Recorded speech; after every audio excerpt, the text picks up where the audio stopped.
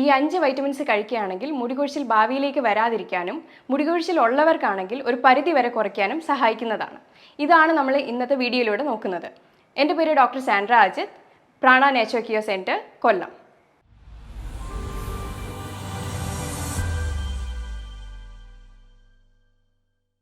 മുടികൊഴിച്ചിലും ആരോഗ്യവും തമ്മിൽ വളരെ അടുത്ത ബന്ധമാണുള്ളത്. എന്നാൽ മുടിയുടെ എല്ലാ പ്രശ്നവും സൗന്ദര്യ സംരക്ഷണത്തിൻ്റെ പരിധിയിൽ വരുന്നതുകൊണ്ട് എല്ലാവരും അത്ര കാര്യമാക്കാറില്ല. മുടികൊഴിച്ചിൽ രൂക്ഷമാകുമ്പോഴാണ് ആരോഗ്യത്തെപ്പറ്റി ശ്രദ്ധിക്കുന്നത്. ആരോഗ്യത്തിൻ്റെ കാര്യത്തിൽ ശ്രദ്ധിക്കാത്തവർക്ക് മുടികൊഴിച്ചിൽ എന്നൊരു വില്ലനായിട്ടാണ് മാറുന്നത്. ഇത് ശരിക്കും നമ്മൾ ശ്രദ്ധിക്കേണ്ട ഒരു കാര്യമാണ്. ദിവസവും 50 മുതൽ 100 മുടിയിഴകൾ വരെയാണ് കൊഴിഞ്ഞു പോകുന്നത്. അത് ചിലപ്പോൾ നമ്മുടെ കണ്ണാലെ കാണുന്നതും ഉണ്ടാവും, അല്ലാത്തതും ഉണ്ടാവും. എന്നാൽ ഇതിലധികം കൊഴിയുന്നതിനെയാണ് മുടികൊഴിച്ചിൽ എന്ന് പറയുന്നത്. സ്ത്രീകളെയും പുരുഷന്മാരെയും ഇപ്പോൾ ഒരുപോലെ തന്നെ ബാധിക്കുന്ന ഒരു പ്രശ്നമാണ്. പ്രായപരിധിയില്ലാതെ പല പല കാരണങ്ങൾ കൊണ്ടാണ് മുടികൊഴിച്ചിൽ ഉണ്ടാകുന്നത്.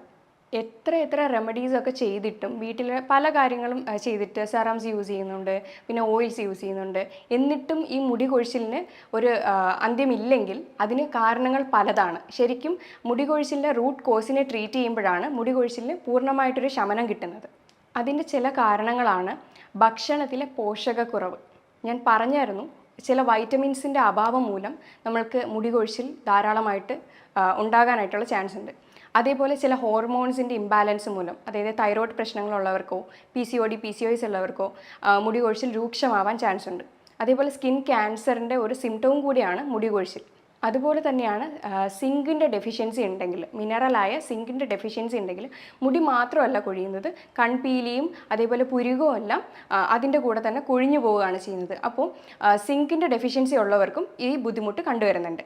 അതുപോലെ തന്നെയാണ് സ്കാൽപ്പിൽ പല ഇൻഫെക്ഷൻസോ കാര്യങ്ങളോ ഒക്കെ ഉണ്ടെങ്കിൽ മുടി കൊഴിച്ചിൽ രൂക്ഷമാവാനായിട്ടുള്ള കാരണമാണ്. അതേപോലെ ഹാർഡ് വാട്ടറിൽ കുളിക്കുന്നു, പെട്ടെന്ന് ക്ലൈമാറ്റിക് ചേഞ്ച് ആകുന്ന സമയത്തും ഒക്കെ നമുക്ക് മുടി നന്നായിട്ട് കൊഴിയാനായിട്ടുള്ള കാരണമാകുന്നുണ്ട്.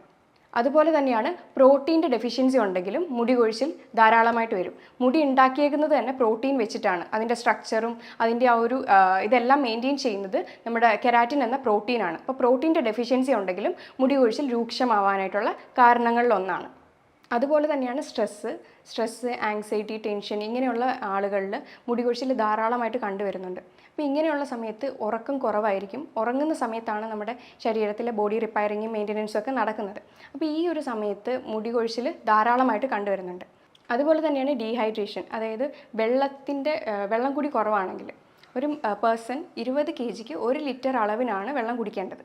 അപ്പോൾ ഇതിൻ്റെ അളവിൽ കുറവ് വരികയാണെങ്കിലും മുടി കൊഴിച്ചിൽ കണ്ടുവരുന്നുണ്ട്. അതുപോലെ തന്നെയാണ് അസിഡിറ്റി പ്രോബ്ലംസ്, അതായത് ഗട്ട് കെയർ പ്രോപ്പർ അല്ലെങ്കിൽ മുടി കൊഴിച്ചിൽ എന്തായാലും ഉണ്ടാവും. അതായത് അസിഡിറ്റി റിലേറ്റഡ് ആയിട്ടുള്ള കോൺസ്റ്റിപ്പേഷനോ അല്ലെങ്കിൽ നെഞ്ചരിച്ചിലോ നോസിയ, വോമിറ്റിങ് അങ്ങനെയുള്ള സെൻസേഷനൊക്കെ ഉണ്ടാകുന്നത് ഈ മുടി കൊഴിച്ചിൽ ഉണ്ടാക്കാനായിട്ടുള്ളൊരു കാരണമാണ്. അപ്പം ഗട്ടിൻ്റെ ഹെൽത്ത് പ്രോപ്പർ അല്ലെങ്കിൽ മുടി കൊഴിയാനായിട്ടൊരു വലിയൊരു കാരണം തന്നെയാണ്. അതേപോലെ തന്നെയാണ് ചില അലർജിക് കണ്ടീഷൻസിൽ.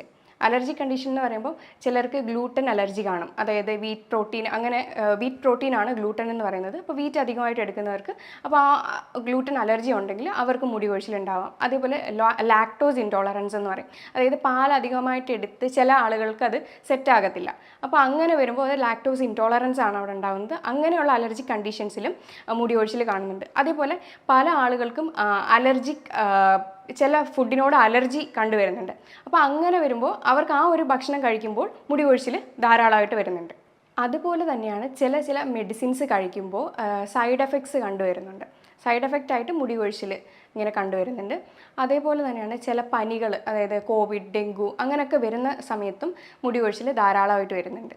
ഇതേപോലെ തന്നെയാണ് ഡെയിലി റൊട്ടീനിൽ നമ്മൾ ചെയ്യുന്ന തെറ്റുകൾ. അതായത് ചിലപ്പോൾ നമ്മൾ അറിയുന്നില്ല, ഇപ്പോൾ കുളിച്ച് കഴിഞ്ഞ ഉടനെ ഈറൻമുടിയോടെ തന്നെ വന്നിട്ട് പെട്ടെന്ന് ചീകുകയോ അല്ലെങ്കിൽ അത് ടൈറ്റായിട്ട് പിടിച്ച് പുള്ളി ചെയ്ത് കെട്ടുകയോ അല്ലെങ്കിൽ അങ്ങനെയൊക്കെ ചെയ്യുമ്പോൾ മുടി പെട്ടെന്ന് വലിഞ്ഞിട്ട് പൊട്ടാനായിട്ടുള്ളൊരു ചാൻസ് കൂടുതലാണ്. അപ്പോൾ അങ്ങനെയും അബദ്ധത്തിൽ നമുക്ക് ഹെയർ ഫോൾ കൂടാനായിട്ടുള്ള ചാൻസ് കൂടുതലാണ്. അപ്പോൾ ഇത്രയൊക്കെയാണ് മെയിനായിട്ടുള്ള കാരണങ്ങൾ.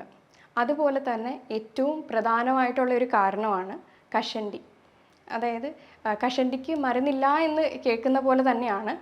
കഷണ്ടി എന്ന് പറയുന്നത് ജനിതകപരമായി വരുന്ന ഒരു രോഗമാണ്. ഈ ജീനുള്ള വ്യക്തികളിൽ ഒരു ഹെയർ ഫോളിക്കിൾസ് വന്നിട്ട് അത് നേർത്ത് വന്ന് അവിടെ ഇല്ലാണ്ടാവുകയാണ് ചെയ്യുന്നത്. അങ്ങനെയാണ് അത് നശിക്കുന്നത്. ഇത് 2 തരത്തിലാണ് കാണുന്നത്. പുരുഷന്മാരിൽ ഒരു പാറ്റേൺ ആയിട്ടായിരിക്കും കാണുന്നത്. നെറ്റി കയറലായിരിക്കും അവർക്ക് കൂടുതലും. അത് പെട്ടെന്ന് അറിയാനും കഴിയും.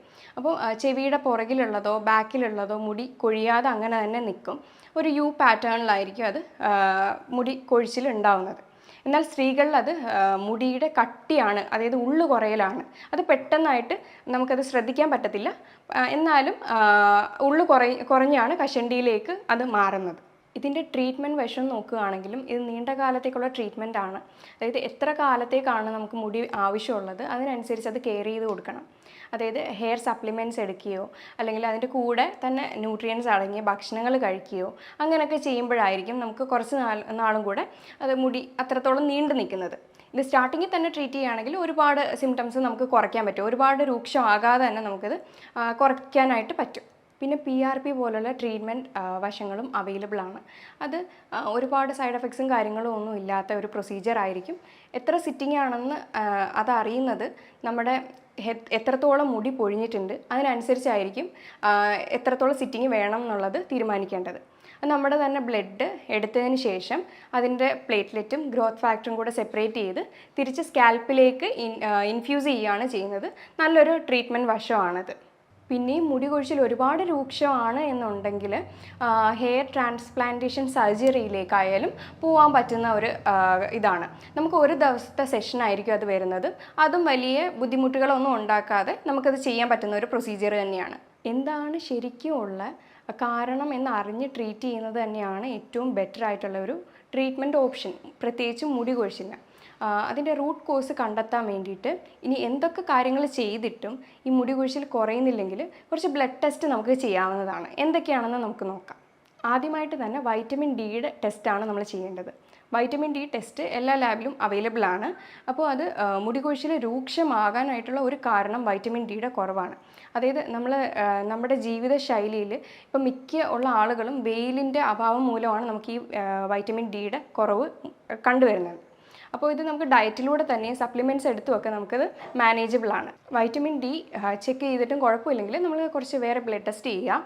അതായത് ഹീമോഗ്ലോബിൻ, ഫെറിറ്റിൻ, അയണിൻ്റെയൊക്കെ ലെവലൊന്ന് ചെക്ക് ചെയ്ത് നോക്കുക. അയൺ, സിങ്ക് അങ്ങനെയുള്ള കുറച്ച് മിനറൽസും ഒക്കെ കാര്യങ്ങൾ നോക്കിക്കഴിയുമ്പോൾ നമുക്കറിയാം ചിലപ്പോൾ ബ്ലഡിൻ്റെ അഭാവം മൂലവും നമുക്ക് ഇതേപോലെ മുടി കൊഴിച്ചിൽ ഉണ്ടാവാനായിട്ടുള്ള ചാൻസ് കൂടുതലാണ്. പിന്നെ അതുപോലെ തന്നെ നമുക്ക് അലർജിക് ടെസ്റ്റ് ചെയ്യാവുന്നതാണ്.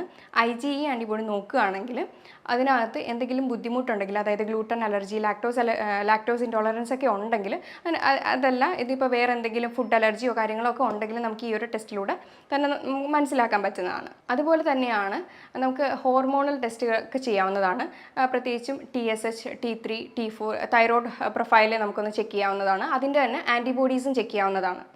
ആൻറ്റിബോഡീസായ TPO, TG ഒക്കെ നമുക്ക് ചെക്ക് ചെയ്യാവുന്നതാണ്.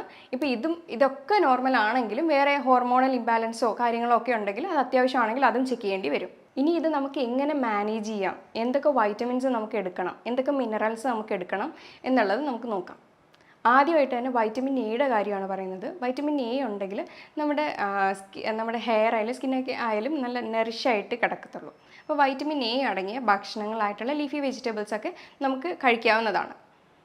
അതുപോലെ തന്നെയാണ് വൈറ്റമിൻ ബി കോംപ്ലക്സിൽ ബയോട്ടിൻ്റെ സപ്ലിമെൻറ്റ്സ് ആയിട്ടും പൗഡറൊക്കെ ആയിട്ടും ഇപ്പോൾ അവൈലബിൾ ആണ്. ബയോട്ടിൻ ഭയങ്കരമായിട്ടുള്ള ഇമ്പോർട്ടൻ്റ് ആയിട്ടുള്ളൊരു വൈറ്റമിൻ കൂടിയാണ്. അതേപോലെ തന്നെയാണ് വൈറ്റമിൻ ബി കോംപ്ലക്സിൽ തന്നെ വരുന്നതാണ് B12. അപ്പോൾ അത് പ്രത്യേകിച്ച് നോൺ വെജിലൂടെയൊക്കെയാണ് കിട്ടുന്നത്. എഗ്സ്, മിൽക്ക്, പിന്നെ തേങ്ങാപ്പാലൊക്കെ എടുക്കാവുന്നതാണ്. അതുപോലെ ഇമ്പോർട്ടൻ്റ് ആയിട്ടുള്ളൊരു വൈറ്റമിനാണ് വൈറ്റമിൻ സി. വൈറ്റമിൻ സി അടങ്ങിയ ഭക്ഷണങ്ങൾ കുറേ കഴിക്കുക. ഇത് സ്കിൻ ഇൻഫെക്ഷൻസ് കുറയ്ക്കാനായാലും ഹെയർ നല്ല ഹെൽത്തി ആയിട്ട് ഗ്രോ ചെയ്യാനും ഹെൽപ്പ് ചെയ്യുന്നൊരു ആൻറ്റി ഓക്സിഡൻ്റ് ആയിട്ടുള്ളൊരു വൈറ്റമിൻ ആണ്. അപ്പോൾ വൈറ്റമിൻ സി അടങ്ങിയത് കൂടുതലും സിട്രസ് ഫ്രൂട്ട്സുകളിലാണ്. ഓറഞ്ച്, ആംല അങ്ങനെയുള്ള സാധനങ്ങളിലാണ് വൈറ്റമിൻ സി ധാരാളമായിട്ട് അടങ്ങിയിരിക്കുന്നത്. അതുപോലെ തന്നെയാണ് വൈറ്റമിൻ ഡി. വൈറ്റമിൻ ഡി എന്ന് പറയുമ്പോൾ മെയിനായിട്ട് നമുക്ക് കിട്ടുന്നത് സൺലൈറ്റിൽ കൂടെയാണ്. എന്നാലും ഒരു പരിധി വരെ നമുക്ക് സൺലൈറ്റ് കൊള്ളാൻ കഴിയത്തുള്ളൂ. അതുകൊണ്ട് ഇതിൻ്റെ സപ്ലിമെൻറ്റ്സും കാര്യങ്ങളും ഒക്കെ അവൈലബിൾ ആണ്. അപ്പോൾ എന്തായാലും ഭൂരിഭാഗം ആളുകൾക്കും വൈറ്റമിൻ ഡിയുടെ അഭാവം ഉണ്ടാകും. അത് കാരണം നമ്മുടെ ഇപ്പോഴത്തെ ജീവിതശൈലി മൂലം അതെന്തായാലും ഉണ്ടാകാനായിട്ടുള്ള ചാൻസ് കൂടുതലാണ്. അതുകൊണ്ട് വൈറ്റമിൻ ഡി കുറവാണെങ്കിൽ അതിൻ്റെ സപ്ലിമെൻറ്റ്സ് എടുക്കുന്നത് നല്ലതായിരിക്കും. അതേപോലെ മഷ്റൂമിലൊക്കെ നല്ല വൈറ്റമിൻ ഡി റിച്ച് ആണ്. അതുപോലെ തന്നെയാണ് വൈറ്റമിൻ ഇ. ഇത് നമുക്ക് എക്സ്റ്റേണൽ ആയിട്ട് അപ്ലൈ ചെയ്യാൻ പറ്റും. വൈറ്റമിൻ ഇയുടെ ക്യാപ്സ്യൂളൊക്കെ അവൈലബിൾ ആണ്. ഒരു 2-3 ഡ്രോപ്പ് എടുത്തിട്ട് ബിഫോർ ഉറങ്ങുന്നതിന് മുന്നേ അത് തലയിൽ അപ്ലൈ ചെയ്താലും നല്ലതാണ്. ഇതും ഇൻഫെക്ഷൻസിനെയൊക്കെ കുറയ്ക്കും. അതല്ല ഫുഡിലൂടെ നട്ട്സിലൂടെ സീഡ്സിലൂടെയൊക്കെ എടുത്തു കഴിഞ്ഞാൽ ഏറ്റവും നല്ലതാണ്. പ്രോട്ടീൻ റിച്ച് ഫുഡ് ധാരാളമായിട്ട് എടുക്കാൻ ശ്രദ്ധിക്കുക. അതുപോലെ തന്നെയാണ് സിങ്കിൻ്റെയും സെലീനിയത്തിൻ്റെയൊക്കെ ഡെഫിഷ്യൻസി ഉണ്ടെങ്കിലും മുടി കൊഴിച്ചിൽ ഉണ്ടാവുമെന്ന് പറഞ്ഞായിരുന്നു. അപ്പോൾ അതും ഒന്ന് കോപ്പപ്പ് ചെയ്ത് അതിനുള്ള ഭക്ഷണങ്ങളും എടുക്കേണ്ടി വരും. ശരീരത്തിൽ വാട്ടർ ലെവൽ മെയിൻറ്റെയിൻ ചെയ്യുന്നതും വളരെ അത്യാവശ്യമായിട്ടുള്ള കാര്യമാണ്. അതേപോലെ വെള്ളം നന്നായിട്ട് കുടിക്കാൻ നോക്കുക. സ്ട്രെസ്സുള്ള ആളാണെങ്കിൽ അത് മെഡിറ്റേഷനോ ബ്രീത്തിങ് എക്സസൈസൊക്കെ ചെയ്ത് അതൊക്കെ ഒന്ന് മെയിൻറ്റെയിൻ ചെയ്യാനായിട്ട് നോക്കുക. അതേപോലെ തന്നെ സ്ലീപ്പിൻ്റെ ക്വാളിറ്റി ഇമ്പ്രൂവ് ചെയ്യാനായിട്ട് നമുക്ക് മെഡിറ്റേഷൻ ആയാലും യോഗാസനാസ് ആയാലും എല്ലാം സഹായിക്കും. അപ്പോൾ സ്ട്രെസ്സ് കുറയുമ്പോൾ തന്നെ ഏകദേശം ഉറക്കം നമുക്ക് നന്നായിട്ട് കിട്ടുന്നതാണ്.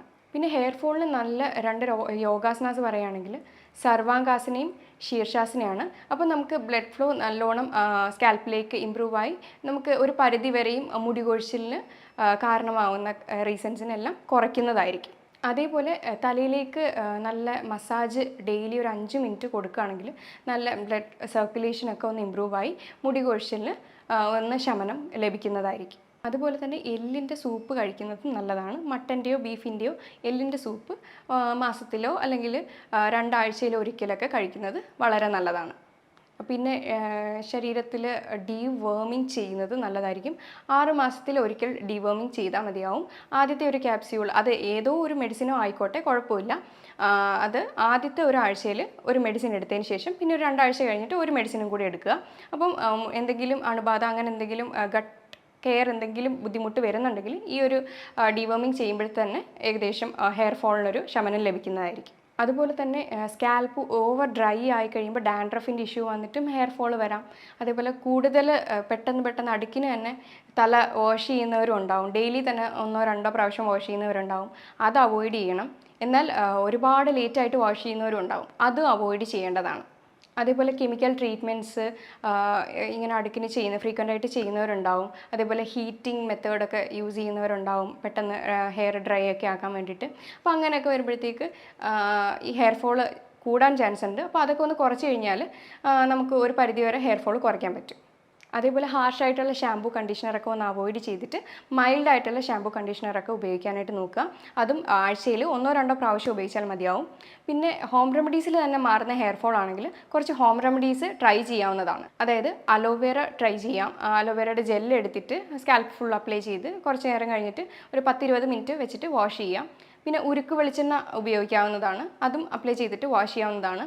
ഏറ്റവും ബെസ്റ്റായിട്ടുള്ളൊരു റെമഡി എന്ന് പറഞ്ഞു കഴിഞ്ഞാൽ റോസ്മേരി ഓയിൽ അല്ലെങ്കിൽ അതിൻ്റെ വാട്ടറാണ്. അത് കിടക്കുന്നതിന് മുന്നേ കുറച്ചൊന്ന് അപ്ലൈ ചെയ്തിട്ട് അങ്ങനെ കിടന്ന് രാവിലെ വാഷ് ചെയ്ത് കളഞ്ഞാൽ നല്ലതായിരിക്കും. ഇല്ലെങ്കിൽ ഇതിൻ്റെ എസെൻഷ്യൽ ഓയിൽ കിട്ടുന്നതാണ്. അപ്പോൾ അതിൻ്റെ 1-2 ഡ്രോപ്പ് എടുത്തിട്ട് അതിൻ്റെ കൂടെ കാരിയർ ഓയിലായിട്ട് കോക്കനട്ട് ഓയിൽ അല്ലെങ്കിൽ ഒലിവ് ഓയിലും കൂടെ ആഡ് ചെയ്തിട്ട് സ്കാൽപ്പ് ഫുൾ അപ്ലൈ ചെയ്തിട്ട് അങ്ങനെ പിറ്റേ ദിവസം വാഷ് ചെയ്ത് കളയാവുന്നതാണ്. ഏറ്റവും ബെസ്റ്റായിട്ടുള്ള റിസൾട്ട് കിട്ടിക്കൊണ്ടിരിക്കുന്നതാണ് ഇപ്പോൾ റോസ്മേരിയുടെ വാട്ടർ അല്ലെങ്കിൽ റോസ്മേരിയുടെ ഓയിൽ. അപ്പോൾ ഞാൻ ഈ പറഞ്ഞ കാര്യങ്ങളൊക്കെ ചെയ്തു കഴിഞ്ഞാൽ ഒരു പരിധി വരെ നമുക്ക് മുടി കൊഴിച്ചിലിനെ തടഞ്ഞു നിർത്താൻ കഴിയും. അപ്പോൾ ഇതും എന്ത് റെമഡീസ് ചെയ്തിട്ടും കുറയാത്തവരാണെങ്കിൽ ഈ പറഞ്ഞ ബ്ലഡ് ടെസ്റ്റും കാര്യങ്ങളൊക്കെ എന്നെടുത്ത് നോക്കുക. അപ്പോൾ ഈ പറഞ്ഞ കാര്യങ്ങൾ എന്തെങ്കിലും ഡൗട്ടോ കാര്യങ്ങളോ ഉണ്ടെങ്കിൽ താഴെ തന്നിരിക്കുന്ന നമ്പറിലേക്ക് കോൺടാക്റ്റ് ചെയ്യാവുന്നതാണ്. ഇനി മറ്റൊരു വീഡിയോയുമായി വീണ്ടും കാണാം. Thank you.